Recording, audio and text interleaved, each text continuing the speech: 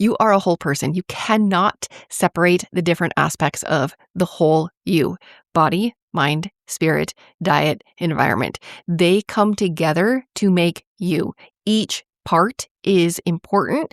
Each part impacts the others. And of course, then they all interact to make you.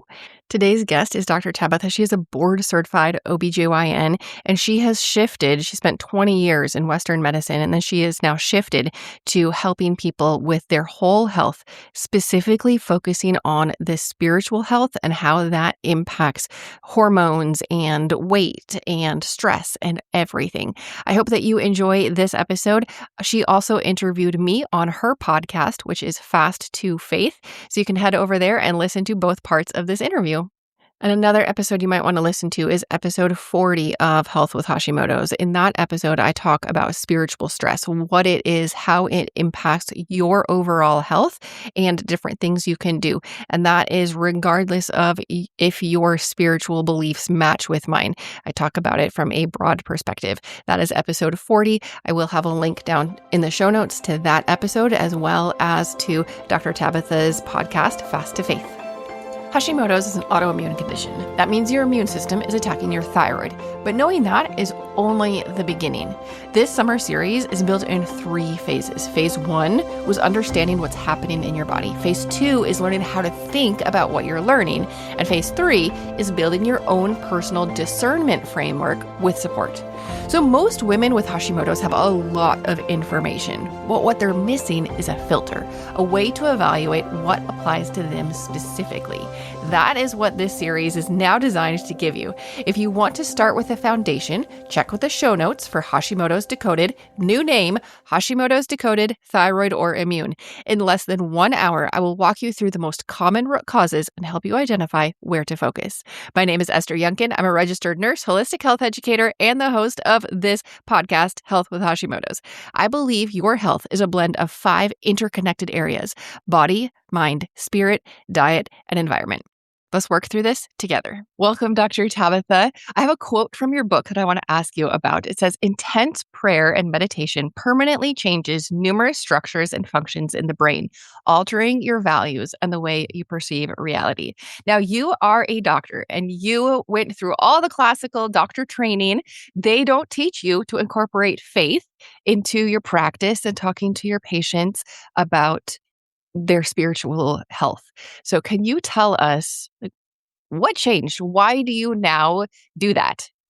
Oh my goodness, this is really an important thing. And I know every woman listening has their own unique struggle.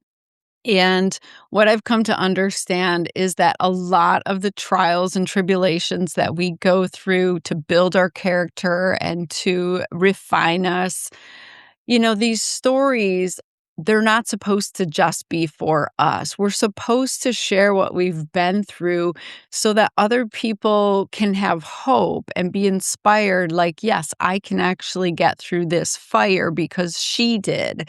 And, so I'm passionate about sharing my story and getting the message out there that this stuff isn't meant to break you or tear you down. It's meant to build you and help you come back stronger.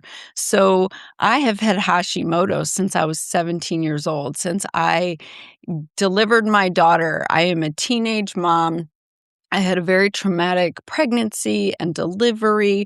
I didn't use my voice or speak up for anything. All kinds of procedures were done to me. Nothing was explained. And because I wasn't using my voice and standing up for myself, that blockage, I believe, turned into my thyroid storm after my pregnancy. And I found myself losing so much weight. I was almost under 100 pounds. I was having heart palpitations, sweating profusely, very irritable. And it was because I was in this hyperthyroid storm. When your immune system starts attacking your thyroid, it dumps out everything that it has stored in there. And they sent me to the hospital, did some procedures on me, didn't really explain anything, gave me a medication and sent me on my way and said, "You're good, you're fine." And Unfortunately, that's not how it works. That is not how you can heal and be healthy. So I want to encourage every woman here, like, you've probably been told this is how it is, or this is the treatment that you need. But I promise you, there is more to the story. There's more to the story when it comes to your health, and there's more to the story when it comes to why this happened to you. And the truth of it is that sometimes I believe God allows these things for us to go through so that we can come out better on the other side. So when you put, metal, gold into the fire, you burn off all the impurities. You come out like pure gold, shining, refined. And that is how I'm envisioning my life now that I'm looking back. I'm not saying it wasn't hard in the moment. What I'm saying was that I wouldn't take any of it back for anything. I'm so grateful for all of it. And that includes getting this diagnosis of Hashimoto's and understanding that God has had his hand in it since the beginning. He has allowed certain things for me to learn about myself, to build my character, and to now turn it from pain into purpose and go on and help thousands upon thousands of women really tackle their thyroid disease and their medical issues from the root cause and stop just accepting whatever the white coat says. Like, I had to realize that getting that medication at 17 years old was not going to heal me, was not the answer. And so I went on this huge journey, and that's how I'm here with you today. So you have to start to believe that there is a bigger source. You have a creator. You're not here on accident. I don't want to live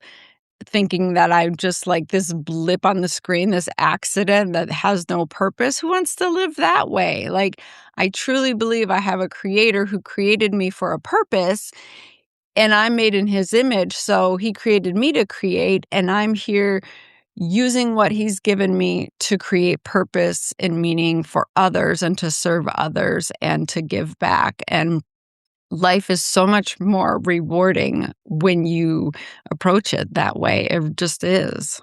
It absolutely is. Yeah. I I have never believed evolutionary theories about you're an accident and you just happened. It's so much more rich to know that you were created with a purpose by a loving creator who knows you inside and out, who sees the bad that happens and can use everything for good.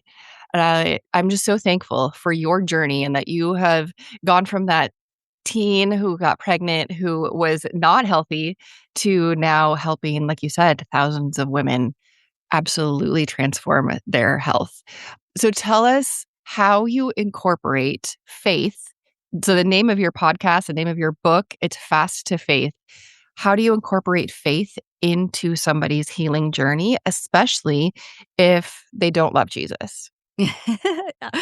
I love this question because when I became a doctor, I got my marching orders from Jesus. I had to come to moment in the birthing room with my daughter.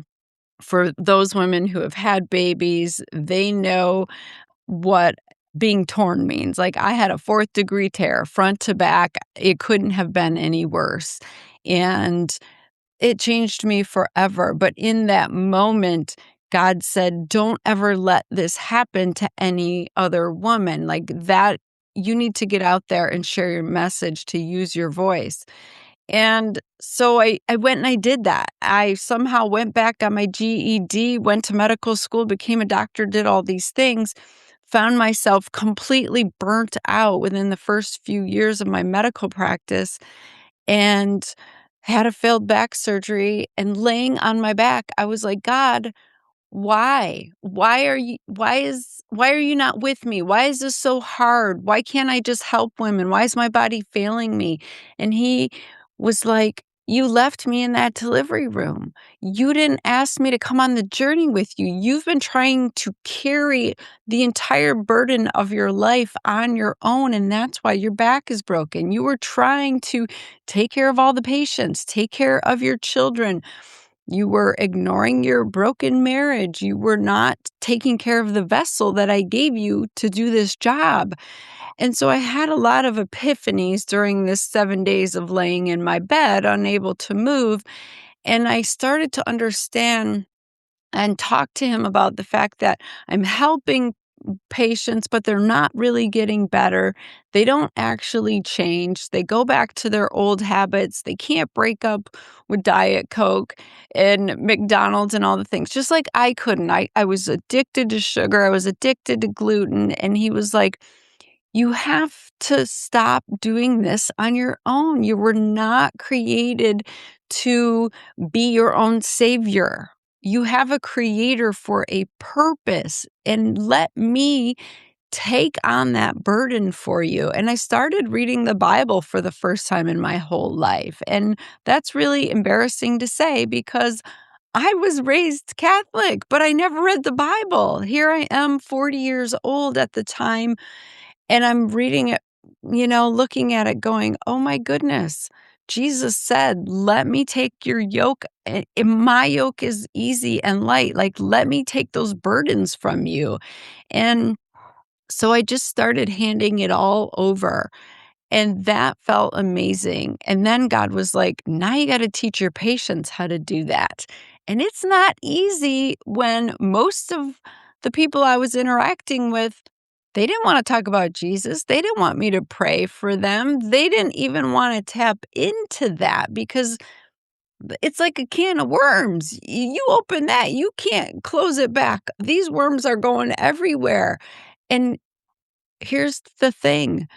When you get that nudge, that whisper from your creator that you're supposed to be doing something, if you don't do it, it will eat you alive. It will cause you to feel depressed and moody and even crazy because you're not living in alignment with what your creator wants for you. And so when I finally gave in, the depression lifted, the misery, the struggle, just the burden lifted. I stopped having chronic back pain, all the things. And so I was like, okay, there's something to this obedience thing.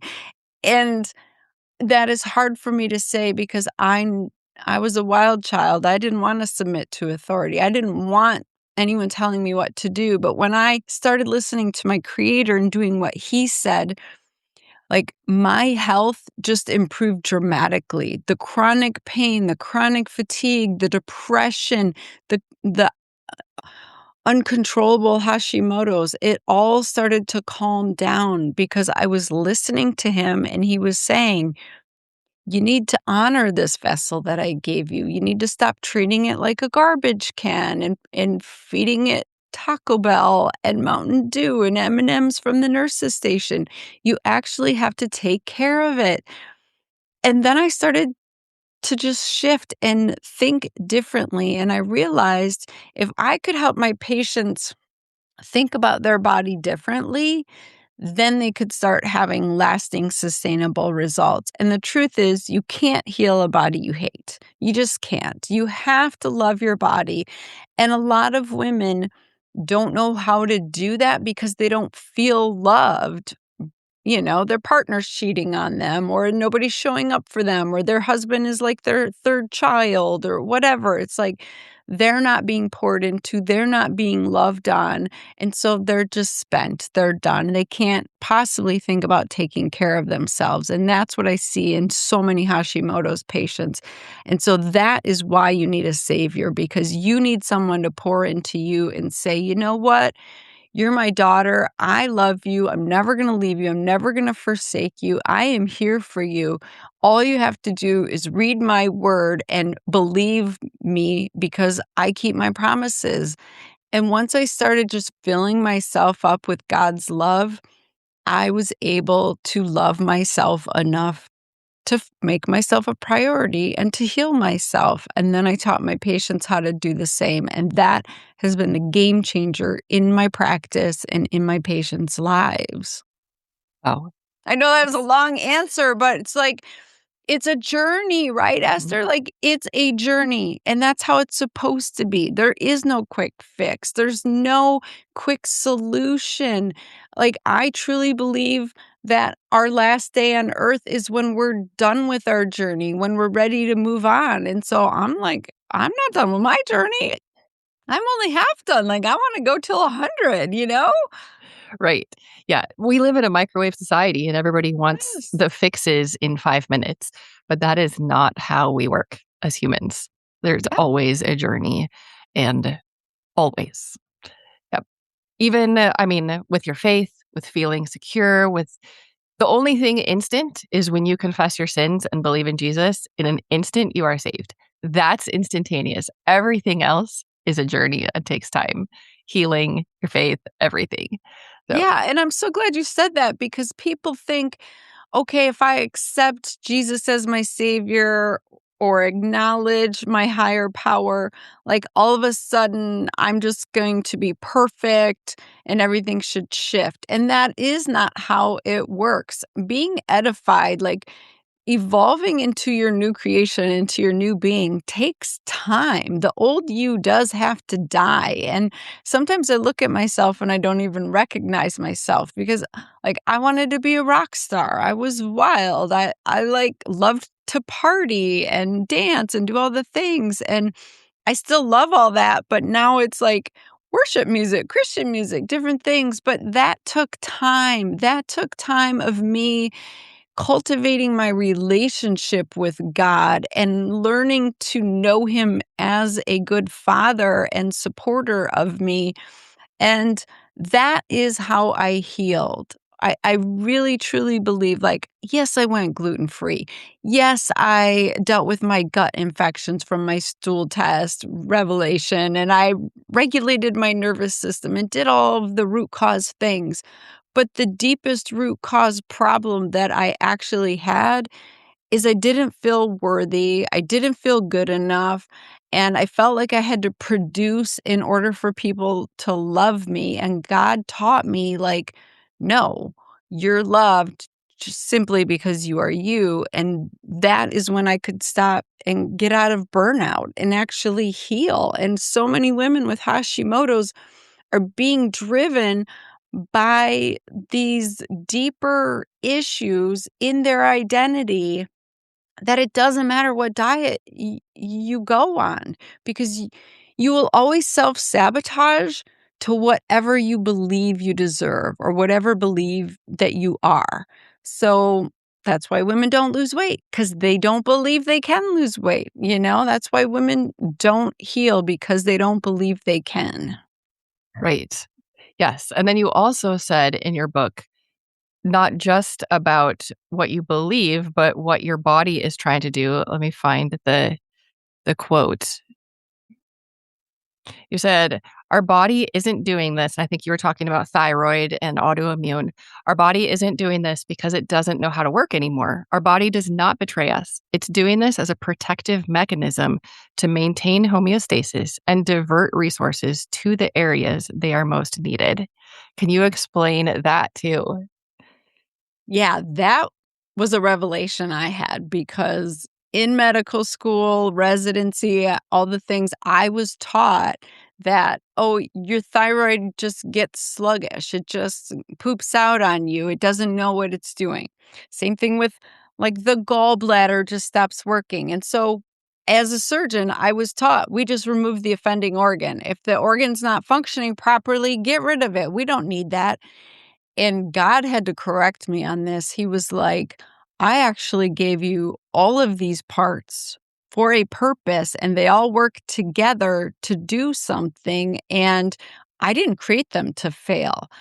Everything that you're doing in your life, all of the toxins in the environment, all of the things that you are doing are creating a burden on the body or a deficiency in the body. And so it's not functioning at the highest, most optimal level. but it is created to heal. And, I used to think as the surgeon, I was the healer. If I do the surgery, I cut you open, I remove your uterus, I sew you back up, like I was healing you. And God was like, you don't make that skin grow back together. You don't make those muscles grow back together. You just reapproximate that tissue with some suture. I do the healing. I created that body to heal. And once I started to really believe that the body is designed to just start healing, like you get a cut on your arm, in a few days, it is gone. Your body actually knows what it's doing. And so your thyroid is not dumb. If your thyroid shifts into this hypothyroid picture, it is because something is going on in your body and it's trying to change and move resources to heal a gut infection or heal from surgery. Or you're so stressed out and you're in go, go, go, fight or flight all the time that it thinks you are going to die. It's in survival mode. It's going to hold on to those resources with everything it has. That's why fasting can be detrimental in this situation because fasting tells your body you're starving.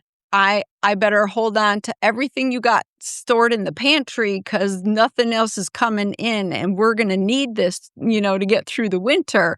And so it will hold on to your fat even harder. So that was one thing that was really eye-opening to me was I realized we are designed to fast. God created our bodies to go without food and then to feast, to do this feast famine cycle, this hunter gatherer cycle.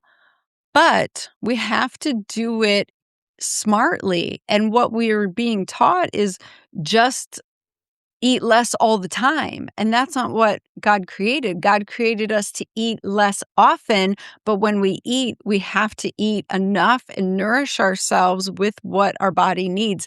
That will make the thyroid happy. That will make it not think you're struggling and starving to death. And so a lot of the things we're doing, we have the right idea, but we're a little bit skewed and we need to adjust some things. And a lot of it is because it's trendy, but I promise you, fasting isn't a trend. It's how your body was designed. You just have to do it in a smart way. Right. And how does somebody with Hashimoto's do it in a smart way? Because you said, when you fast, your body is under stress. And I've shared on other podcast episodes that I have tried fasting, and every time it seems to throw me into Hashimoto's flare. And so I'm trying to ease into it. And I feel like every single time I try, and I'm sure this is other people's story too, every single time I try, my body is like, what are you doing? This is not okay. Well, first and foremost, we're going to call it the obvious. You don't really have weight to lose, which means you don't have a bunch of excess energy stored in your body that you can tap into and use. And your thyroid knows that. Your thyroid knows how much is stored up for those survival moments. Like it looks in the pantry and it sees what we have. And so if you don't have weight to lose, you really do need to be thoughtful about how you fast because we don't want to put that strain on the body and think that we're starving it. And so I teach this feast famine cycling of really making sure that we're leading with healthy fats, proteins, and fiber when you are eating so that you are nourished, so that your cells have the ingredients to make ATP or energy. And then when you take the food away, you're already in ketosis. Your body already knows how to burn fat for fuel instead of carbohydrates and sugar. Because if you go from a sugar burner into a fasted state, your blood sugar will drop. You will not be producing ketones and it will not feel good. You'll be hangry and jittery and shaky and nauseous and all these terrible things and get a headache. So you want to make sure that you're eating enough healthy fats and that your body remembers how to make ketones.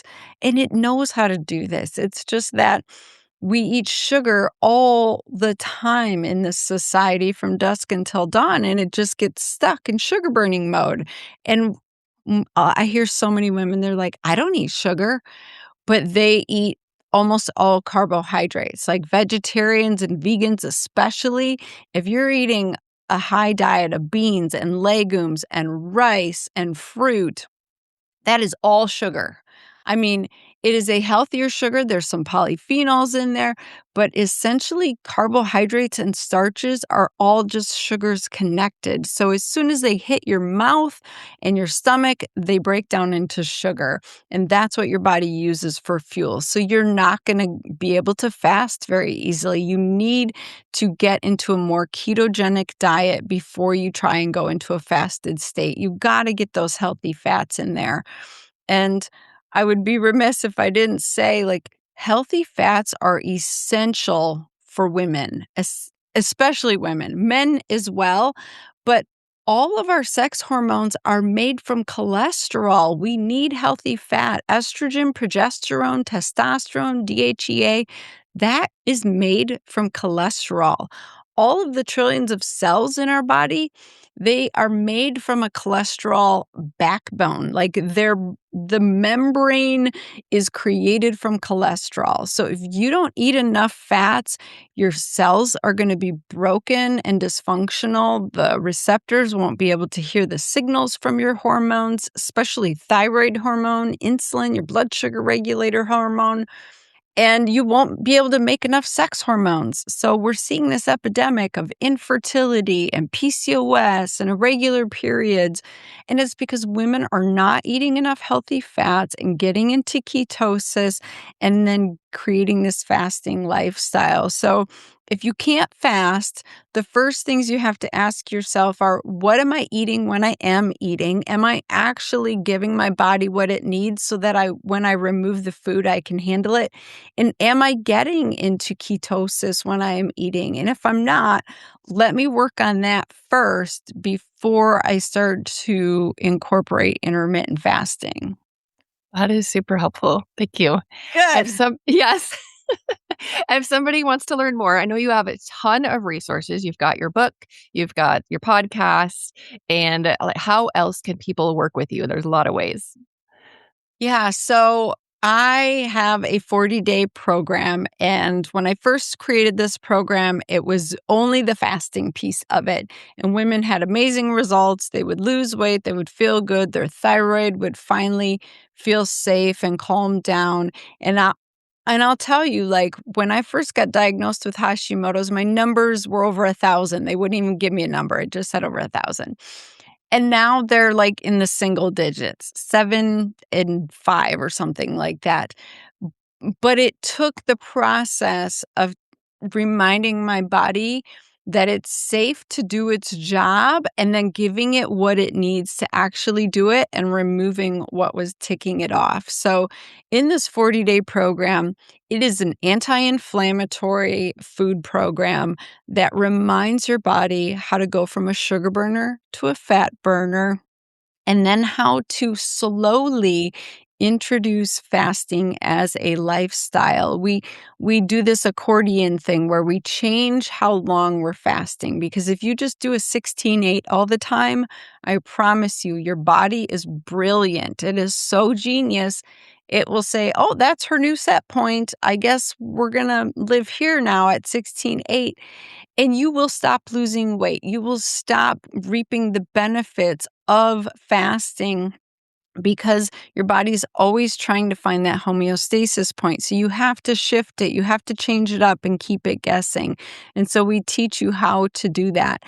And then God told me to add the faith piece in here because so many women have emotional wounds and blockages and identity issues that are preventing them from feeling motivated to even make the good food choices, to move their body, to work out, to do any of this stuff to actually take care of them. So it's just 5 or 10 minutes in the morning, teaching you how to journal and connect to your higher power and really start to believe in your body's ability to heal and thrive, and just reconnecting your mind, your will, your emotions, all of it to what's going on in your body. So it's a really healing program.